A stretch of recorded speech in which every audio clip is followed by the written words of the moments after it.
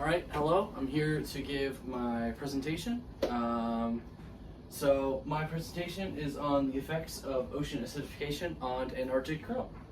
So, global warming began research, or scientists began research on global warming in the early 1950s when there was a lot of conversation going on about the adverse effects of CO2 emissions from the Industrial Revolution.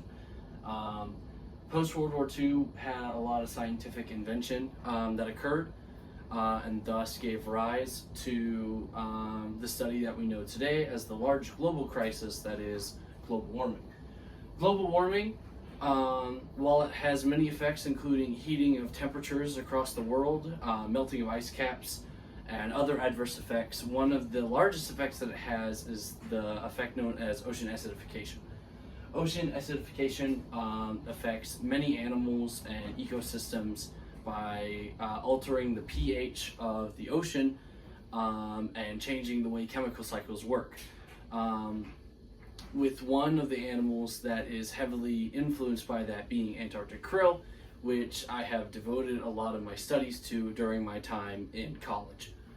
Ocean acidification impact on krill is a serious concern, as its initial impact on the species will have a ripple effect throughout the ocean ecosystem, as well as with human development due to the biological hindrances that ocean acidification causes on krill's development in early stages.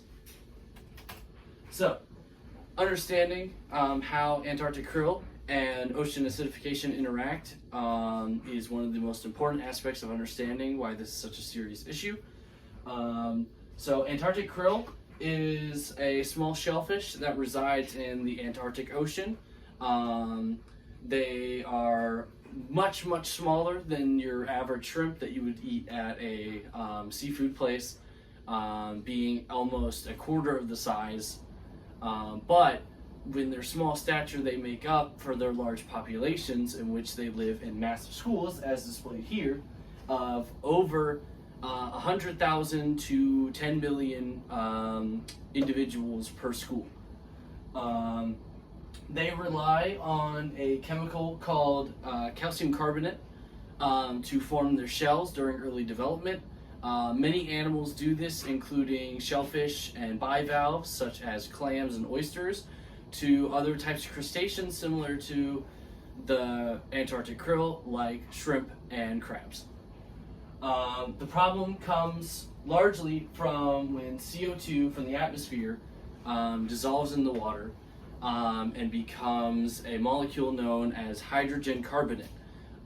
This molecule, during this process known as the carbon cycle, this molecule will release hydrogen atoms into the water, causing the pH of the water to increase, causing what is largely known as ocean acidification, in which the water becomes more acidic as pH decreases due to the addition of hydrogen ions. In this process, the molecule known as carbonate is taken away out of the ocean ecosystem and used in this carbon cycle, making it unusable for animals that wish to form calcium carbonate, which uses the molecule carbonate combined with the element calcium to form the shells that a lot of these animals use, especially in early development when there's a lot of molting stages. This causes krill to underdevelop or sometimes not develop at all in early stages if they can't get their hands on carbonate. One study done in 2011 tested the growth in embryo and larval stages of Antarctic krill in various levels of CO2 gas in water in controlled environments. This study was done by Kawaguchi in 2011.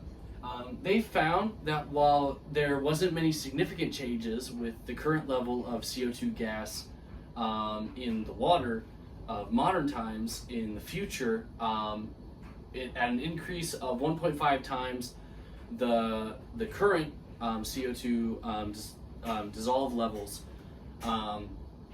the krill were unable to hatch, and a lot of them had severe dimorphic issues in development where their shells would grow in a way that caused them to die.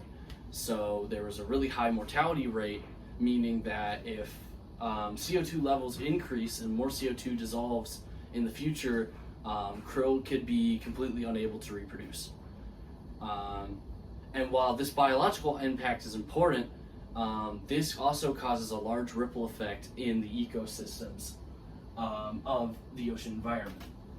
So there are a lot of animals that rely on krill as a food source. One of those, which is more commonly known, is large filter feeders such as baleen whales and manta rays. In a study by Professor Miller in 2019, species of baleen whales like blue whales heavily rely on Antarctic krill swarms as their largest source of nutrition, and thus the recovery of these endangered animals is reliant on krill for their survival. There are a lot of endangered animals that solely rely on krill for their food, including the blue whale and manta rays, that if these populations decline, the populations of these endangered animals also decline, putting them in jeopardy of going extinct. But it's not just large animals like that that are also affected by it, but also small commercial animals too. Antarctic krill is also a valued food source for smaller fish that rely on hunting these schools for food. One of them being the yellowfin tuna, which is commonly used in food today. These yellowfin tuna are also a semi-endangered species with the way that they are constantly fished for commercial use, and so these krill populations are very important to stabilizing those populations of tuna. But this goes even further. It's not just tuna that are also affected by this, it is many other kinds of commercial fish, which in turn will heavily impact the human aspect of commercial fishing. So, Antarctic krill is used as a major food source for all kinds of commercial fish, as stated prior. Species like tuna, cod, and herring all rely on krill populations for food, and especially a lot of these fish who live in the open ocean use krill as their only food source, as krill are one of the very few species of prey animal that go far out into sea for hunting for minor planktons and other photosynthetic animals. A lot of these species are used commonly for commercial use. You see them really often used for meals, and you find them often in stores. And so a lot of these fish, along with having pressure from being commercially hunted, also are feeling pressure from the decline of krill populations. And because of this, this is heavily affecting the commercial fishing industry, and we're losing a lot of money and jobs for people. Not just food for humans, but also like income and positions for economy. For example, a previous study found that declines in Arctic krill populations in the Scotia Sea due to krill fishing by fishing industries could lead to predators in the region to decline and resources become too competitive to support their needs. So we're already seeing this impact affecting local areas. But it's also not just with commercial fishing, but also with fish farms as well. For species like salmon, commercial farmers will use krill as a food source to feed these commercial fish. And so overfishing of krill is also beginning to occur too, to feed these high demand fish. But if krill decline, then salmon could become unsustainable and unaffordable to farm, and they could become obsolete as a food source. With all these being in mind, with the small impacts that it has on the species to the impacts that it has on not just other species, but also on us as well, emphasizes the importance and focus that we need to have on ocean acidification. So ocean acidification's impact on krill is far from being a biological issue with the species alone, but also has significant impacts on the ecosystem and the human aspect of commercial fishing and our lives. So with all of these being said, it's important to understand the gravity that ocean acidification has on our way of life and the important role that it plays in the way that we live.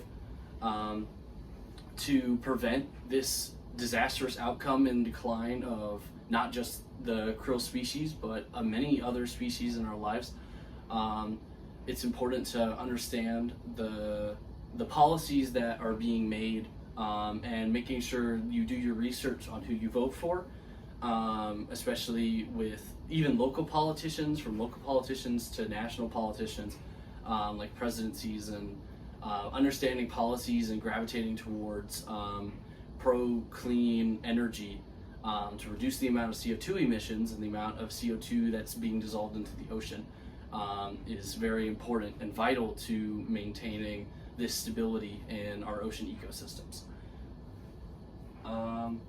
And krill, while they may seem small and insignificant, play such a massive role in not only the ecosystem but in our lives as well.